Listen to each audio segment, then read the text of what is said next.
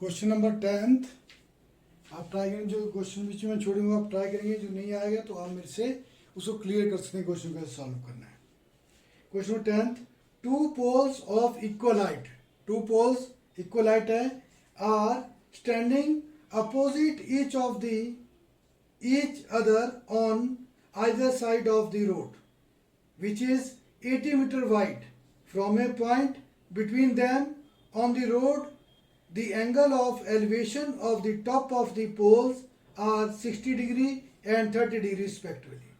Find the height of the pole and distance of the point from the poles. Two equal pole, दो बराबर पोल ले लिया road के other side के, equal पोल बराबर पोल है, ये दोनों इक्वल है।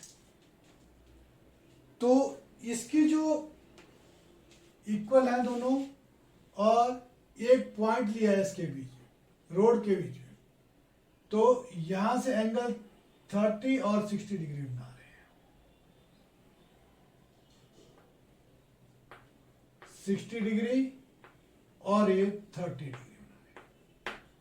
और ये जो पॉइंट है यहां से यहां तक, ये बना कितना है दिया गया, टू 80 मीटर वाइड अपोजिट इधर road of the which is 80 metre wide.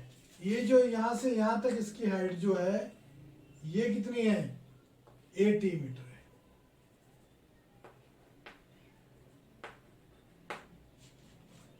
अब हमारे पास क्या आएगा, ए बी सी डी और ई, और ये दोनों की हाइट बराबर है। इसकी भी हाइट चाहिए हमने, तो ये भी हाइट चाहिए, दोनों की हाइट बराबर है,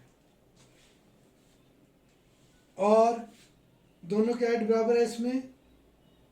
तब इसको हमने क्या, अब ये भी निकालना, हमने क्या निकालना, हाइट निकालनी है, दूसरा पॉइंट से डिस्टेंस निकालना है, डी ए डिस्टेंस निकालना है और ए बी डिस्टेंस। तो इसको मैंने यहां से यहां तक, मैंने इसको कोई भी मान सकते हैं, कुछ भी मान लो, मैंने एक्स मान लिया, एक्स मीटर। तो यहां से यहां कितनी हो गई है, 18 माइनस एक्स, 18 माइनस एक्स। तो मेरे ये लेना पड़ेगा, क्यों ट्राइंगल में इसको लूंगा, एक इसको लूंगा ट्राइंगल। क्लियर। तो height of equal pole, let height of equal pole, let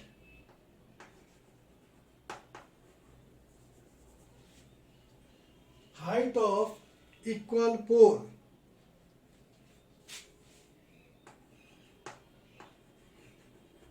height of equal pole। तो इक्वल पोल क्या है, BC और DE, BC equal to BE equal to H metre, H height, ये मैंने फाइंड करनी है, ये मैंने फाइंड करनी है इसकी height. Clear. Let height of equal pole equal to BC equal to DE equal to H metre and angle is elevation, angle of elevation 30 degree and 60 degree। अब आपने फाइंड क्या करना है, ये, और क्या फाइंड करना है, ये फाइंड करना है, इसको फाइंड। तो पहले मैंने ट्राइंगल लिया ADE, इन right angle triangle ADE, ADE। तो ये क्या होगा हमारे पास, अब देखो ये निकालना मेरे पास, अब मेरे पास क्या होगा, इसको लिखता हूँ मैं परपेंडिकुलर अपॉन बेस। तो perpendicular upon base DE upon DA equal to tangent 30 degree.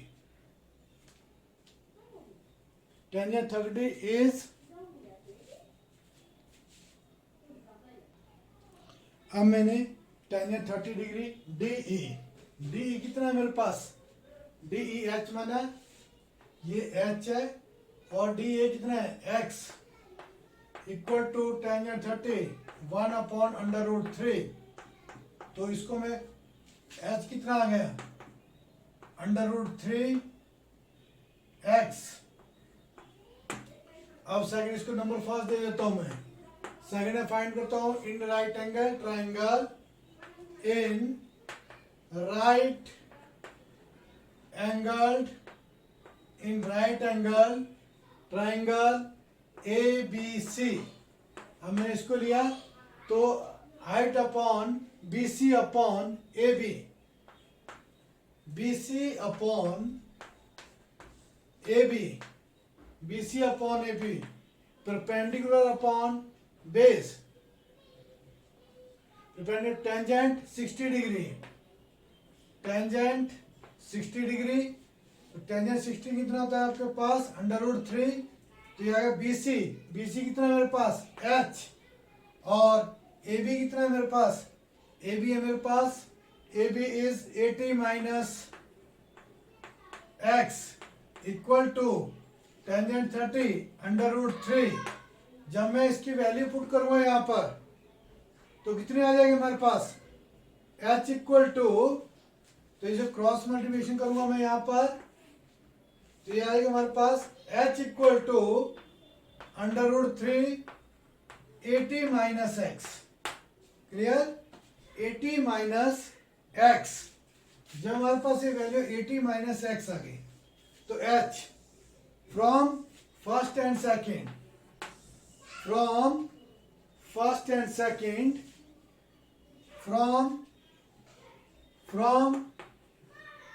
First and second. तो H की वैल्यू कितनी यहां पर मैंने निकाली है under root 3 80 minus X equal to under root 3X, under root 3X। तो मैं इससे मल्टीप्लाई करूंगा, ये बन जाएगा 80 under root 3 minus under root 3X equal to under root 3X। जब मैं इसको उधर ले जाऊंगा तो बन गया 80 under root 3 equal to under root 3X plus under root 3X। 1 plus 1 2 under root 3X। 80 under root 3 equal to 2 under root 3X। तो ये इससे कट जाएगा, डिनोमिनेटर में आएगा। तो ये क्या बन जाएगा हमारे पास 80 under root 3 upon 2 under root 3 equal to X। तो अंडर रूट 3 से अंडर रूट कट गया 40। तो X कितना आ गया मेरे पास 40। तो X मेरे पास 40 आ गया। X जो ये जो एक मैंने DA निकालना था, DA तो मेरे पास निकल गया, कितना आ गया 60। ये तो 60 है मेरे पास, 40 आया। दोबारा चेक करो यहाँ पर आपने गलती की है कहीं पर। तो ये आएगा अंडर रूट 80 माइनस 80। देखो यहाँ पर मिस्टेक होगी मेरे से। ये आएगा X ऊपर जाएगा, X अपॉन अंडर रूट 3 है, सॉरी ये होगी यहाँ पर X upon under root 3 from first and second. ये आएगा यहाँ पर X अपॉन अंडर रूट 3, यहाँ पर X अपॉन अंडर रूट 3। तब आपके पास यहाँ पर वैल्यू मिलेगी। देखो आप जब हम क्रॉस मल्टीप्लिकेशन करेंगे इसको तो ये आ जाएगा हमारे पास अंडर रूट 3 से चले जाएगा। तो ये बन जाएगा हमारे पास 3 80 minus X equal to X। तो बन जाएगा 240 minus 3X equal to X। तो 240 equal to x plus 3x, तो ये बन जाएगा 4x इक्वल टू 240। तो ये अब कट जाएगा, इससे कितना बन गया 60, x कितना आ गया 60। अब x हमारे पास 60 आ गया हमारे पास, तो x तो आ गया, एक हमने फाइंड किया डी ए, तो हमने फाइंड कर दिया 60 आ गया हमारे पास। अब हमने दूसरा फाइंड करना है, क्या फाइंड करना है हमने, अब देखो हमने डी ए भी फाइंड करना है। ए भी यहाँ वैल्यू पुट करूंगा मैं, इसको मैं थोड़ा रफ कर देता हूँ यहाँ पर। तो मैंने इसको फाइंड किया,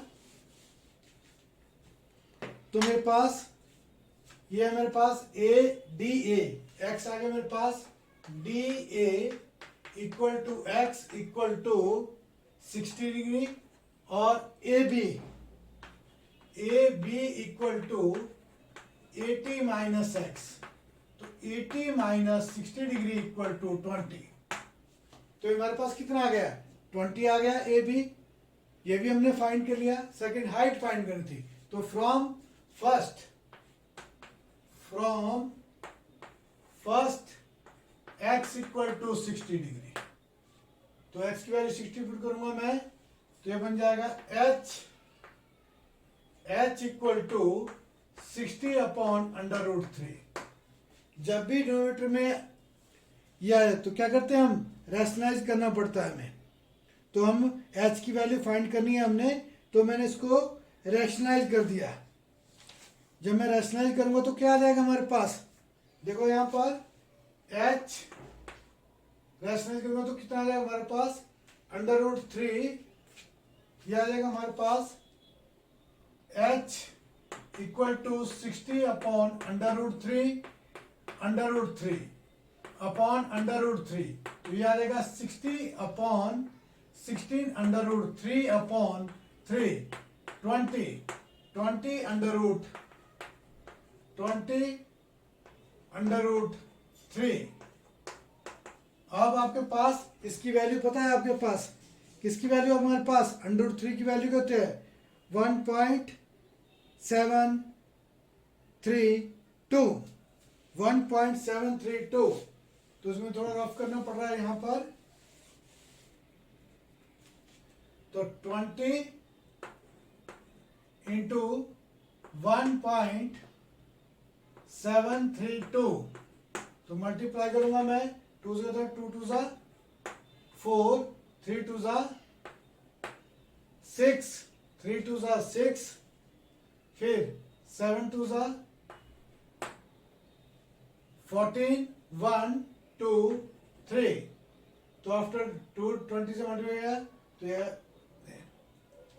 34.64 मीटर। ये हमारे जीरो आए से जीरो लिखना पड़ता है, जीरो कोई इफेक्ट, पॉइंट के बाद जीरो का इफेक्ट नहीं पड़ता है। तो 34.64 योर आंसर। तो देखो इसमें दो ट्राइंगल बनते हैं, ये बोलते हैं ये पोल दिए गए दो इक्वल हाइट के थे और एक एंगल 60 थीटा बना रहा था।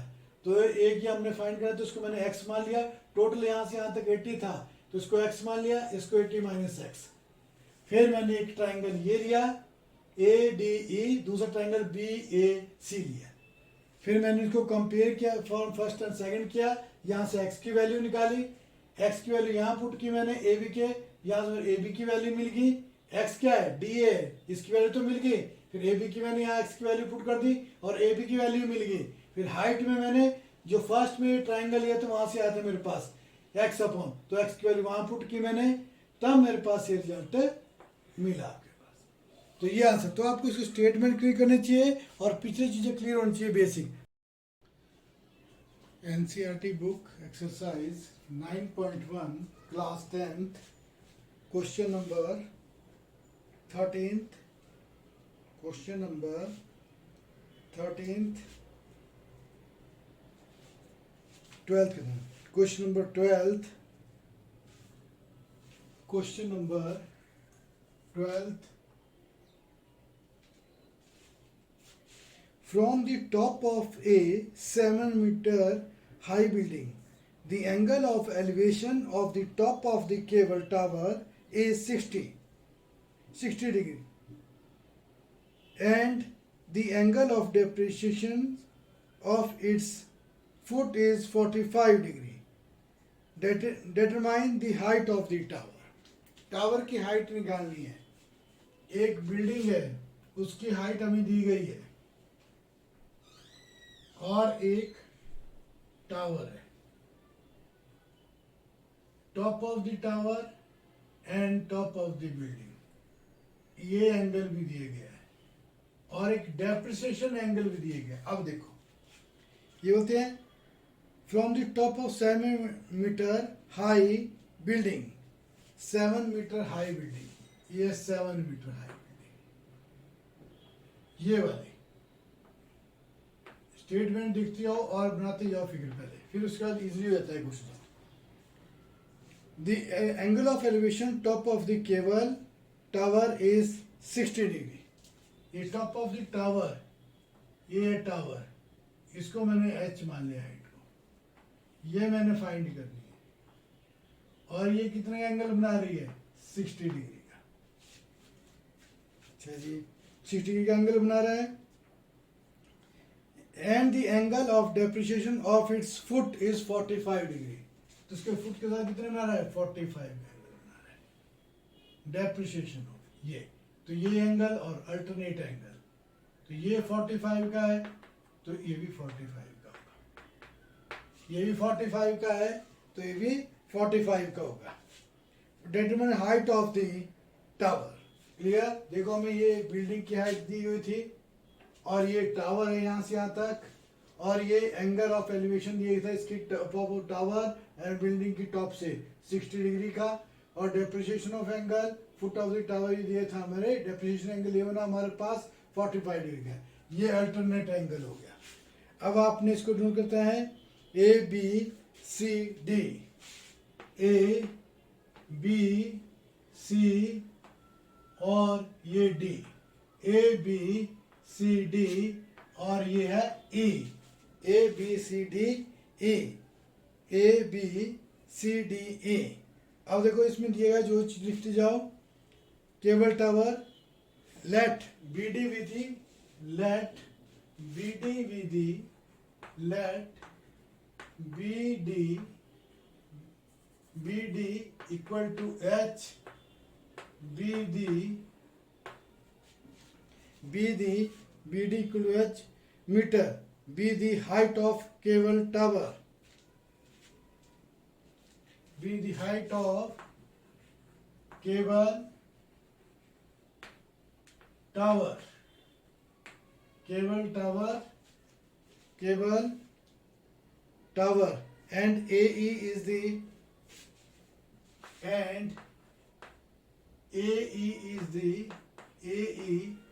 the height of building. AE equal to कितने दिए गए हमारे पास? 7. A equal to 7 meter be the height of building. 7 meter be the height of building. Height of building. Height of building. इसको H मीटर है. Height of building. Angle of elevation top of the cable tower is 60 degree and depreciation of the foot of the top of the building are 45 degree. अब हमने क्या निकालने हैं? ये निकालना BD height of the tower. तो पहले तो हमने ये यहाँ से हमें ये साइड मिल जाएगी, बेस मिल जाएगा. जितना ये बेस है उतना ये है, जितना ये है उतना ये है. तो इसको करेंगे हम, तो इसको हम क्या करेंगे? पहले ये ट्राइंगल लेंगे, इन राइट एंगल ट्राइंगल ABE, इन राइट एंगल ट्राइंगल ABE. तो ये देखो हमारे पास ये दिया. अब देखो आपको कैसे निकालना है, अपना पहले भी बताया था मैंने आपको. ये हमारे पास ये साइड तो हमें लेनी पड़ेगी, फिर ये मिल जाएगा तो ये भी मिल जाएगा हमें इससे. यहाँ तक की हाइट तो है हमारे पास, ये तो 7 है यहाँ से यहाँ तक, ये तो 7 मीटर है यहाँ से यहाँ तक।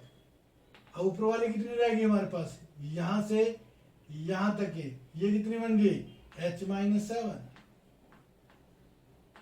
h-7,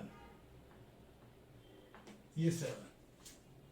अब हमने ये लगाना है परपेंडिकुलर अपॉन बेस, क्यों हमें बेस मिल जाएगा फिर यहाँ से, फिर ऊपर वाली हाइट निकाल देंगे हम। तो perpendicular, this perpendicular AE upon AB, AE upon AB equal to tangent 45 degree. तो टेंजेंट 45 कितना होता है, AE is 7 और ये मैंने फाइंड करना है, टेंजेंट 45 is 1, तो बन गया 7 इक्वल टू AB। तो ये भी मेरे पास 7 आ गया, 7 मीटर आ गया। ये भी 7 मीटर है तो ये भी 7 मीटर होगा, यहां से यहां तक ये भी 7 मीटर होगा, यहां से यहां तक। अब मैंने ए बी मेरे को मिल गया, तो ये भी मिल गया मेरे पास। फिर मैंने ट्राइंगल लेना है ई या DCE, DCE इन right angled triangle DCE, DCE। तो इसमें लेंगे हम, तो ये बन जाएगा, यहां पर ये मैंने फाइंड करना है, ये मेरे पास ये परपेंडिकुलर अपॉन बेस, ये भी वही होगा। तो CD अपॉन EC या CE equal to tangent 60 degree. तो CD कितना होगा मेरे पास h-7 और ये कितना होगा CE कितना है मेरे पास 7 इक्वल टू टेंजेंट 60 कितना होता है, टेंजेंट 60 इज √3। तो cross multiply h equal to h-7 equal to √3 into 7 √3, तो चल जाएगा h इक्वल टू 7 √3 प्लस 7, तो नेगेटिव है, इस जाएगा तो पॉजिटिव हो जाएगा ये। तो बन गया h equal to 7 common √3 plus 1, √3 plus 1, √3 की वैल्यू क्या होती है आपके पास, मैंने बताया h इक्वल टू 7 1.732 प्लस 1, तो बन गया h इक्वल टू 7 बार 2.732। अब मैं इसको मल्टीप्लाई करूंगा तो आपके पास आंसर आ जाएगा, इसको मल्टीप्लाई करो तो ये बन जाएगा 7 2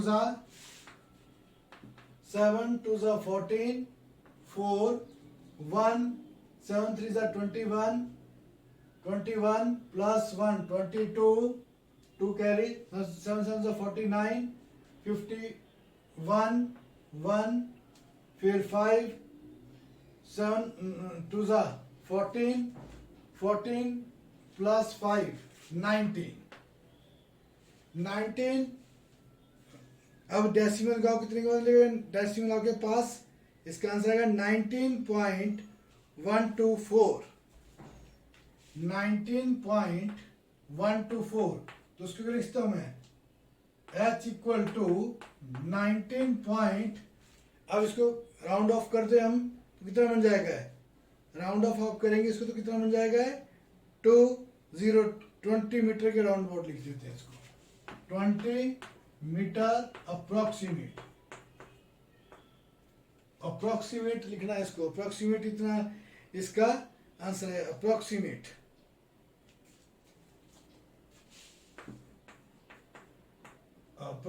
इतना आंसर है इसका। तो हाइट कितना है हमारे पास 19.20। तो देख लो, पहले आपने स्टेटमेंट समझ के फिगर बनानी है, फिर जो चीज दी गई उसके हिसाब से हम चलते हैं इसमें। तब क्वेश्चन सॉल्व होता है। Clear? Question number 13, exercise 9.1, class 10th. And as observed from the top of a 75-meter high lighthouse from the sea level, the angle of depreciation of two ships are 30 degree and 45 degree. If one ship is exactly behind the other on the same side of the lighthouse, find the distance between the two ships. Observe करें top of 75 metre high lighthouse, 75 metre lighthouse, 75 metre line, two ship को observe कर रहा है। One exactly behind the other on the same side.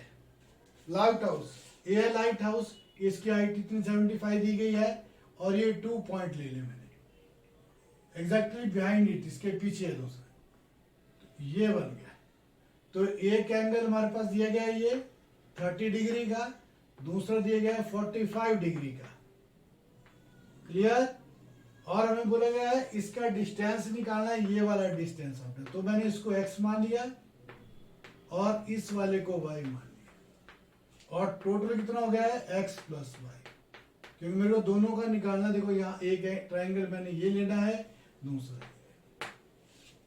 अब आपने क्या x निकालना है, आपने फाइंड क्या करना है, आपने x फाइंड करना है। और क्या बोला इसमें, lighthouse depreciation of to ship, depreciation आपका ये वाला है,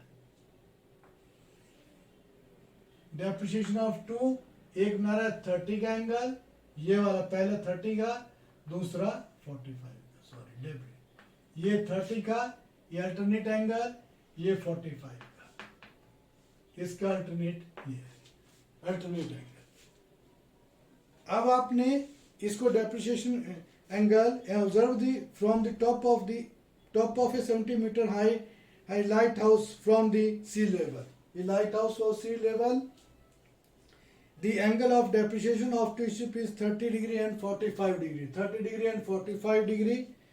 If the one ship is exactly behind the other on the same side of the lighthouse, तो ये सेम साइड लाइट हाउस एक के पीछे दूसरा, बिहाइंड, एग्जैक्टली बिहाइंड इट।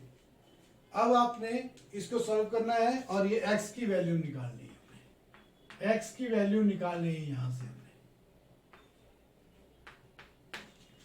अब इसको A B C D, A B और ये C और ये पॉइंट इज D। अब ट्राइंगल कौन सा लेंगे, अब पहले पूरा ट्राइंगल लेते हैं, A C D पहले लिख देते हैं इसको। आप लिखना AC equal to AD, so CD equal to 75 metre, CD let CD equal to 75 meter. 75 meter be the height of the lighthouse. Be the height of the lighthouse. Angle of depreciation is 30 degree. To ship के जो angle है 30 degree and 45 degree. अब मैंने क्या निकाला, x find करना है। A B find, क्या फाइंड करना है मैंने, A B equal to x find करना है, ये फाइंड करना है मैंने। तो पहले मैं ट्राइंगल लूंगा, in right angled triangle A C D, ACD। तो हमें क्या बताया, देखो परपेंडिकुलर अपॉन बेस, तो मैंने पूरा एंगल लिया उन्हें, perpendicular upon base CD upon AC equal to tangent 30 degree. तो CD कितना दिया गया मेरे पास, 75 degree, 75 metre, and AC equal to tangent 30, tangent 1 upon under root 3। तो AC निकल जाएगा मेरे पास। AC कितना है, x plus y, cross multiplication किया मैंने तो बन गया 75 under root 3 equal to AC। तो AC कितना है मेरे पास, x plus y equal to x plus y equal to 75 under root 3। 75 under root 3। और दूसरा ट्राइंगल लेंगे हम। दूसरा ट्राइंगल क्या है हमारे पास, दूसरा ट्राइंगल हमारे पास BCD in right angle triangle BCD। B, C और D। BCD इसमें वही करेंगे हम, परपेंडिकुलर अपॉन बेस। क्या होता है परपेंडिकुलर, ये वैल्यू मैं क्यों ले रहा हूँ उसको, देखो ये मेरे पास ऑलरेडी 75 डिग्री दी गई है लाइट हाउस की, तो मैं इसको परपेंडिकुलर ये ले रहा हूँ, तभी ले रहा हूँ मेरे पास, और ये साइड मैंने निकालनी है, ये वाले एक्स। क्लियर। तो CD upon BC equal to CD is tangent 45 degree, तो CD is 75 degree, so 75 meter, sorry, 75 meter, and BC is y equal to 45 is 1, so y equal to 75 meter, y equal to 75 metre. अब मैं value इसको number first, फिर ये second, y की value इसमें put कर दो, from first y equal to 75, तो यहाँ क्या x plus y value is 75 metre equal to 75 under root 3, तो x equal to 75 under root 3 minus 75, तुम्हारे पास आएगा x equal to 75 common under root 3 minus 1, under root 3 minus 1 value put करो 75 x equal to 75 1.732 minus 1, तो 75 0.732। अब इसको multiply करेंगे हम, तो इसको मल्टीप्लाई कर दो 7 3 2 को 75 से, 5 2 10 15 60 1 35 36 अपॉन 14 1 22 2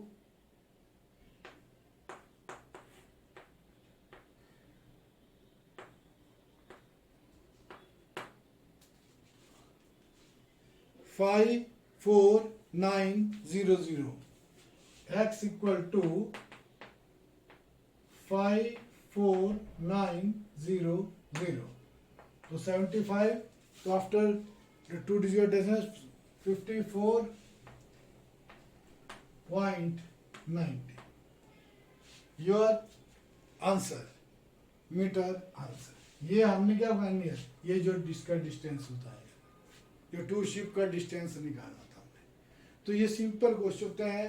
पहले आप इसको देखो, आपको साइड कौन सी दी है, पहले क्वेश्चन पढ़ो, फिर फिगर जो इसमें बनाए अपने आप बनाओ, फिर क्लियर करो भी हमें कौन सी साइड दी गई है, फिर देखो एंगल कौन किस, जैसे मैंने यहाँ देखा CD मेरे पास दिया गया था, फिर मैंने AC, तब मेरे टेंजेंट क्या होता है, परपेंडिकुलर बेस क्या होता है, टेंजेंट, तब मैंने इसको सॉल्व किया। क्लियर। वैसे आप सॉल्व करेंगे तभी आपको क्वेश्चन आएंगे, तो प्रॉब्लम बढ़ती जाएगी आपको। अब आपने इन क्वेश्चनों की ट्राई करनी है, जो नहीं आएंगे वो आपने मेरे से क्लियर कर लेने हैं। तो ये जो क्वेश्चन है आगे भी आपने क्लियर कर देने सेक्शन में, 16 तक क्वेश्चन है इसमें, जो नहीं आएंगे आपको आप मेरे से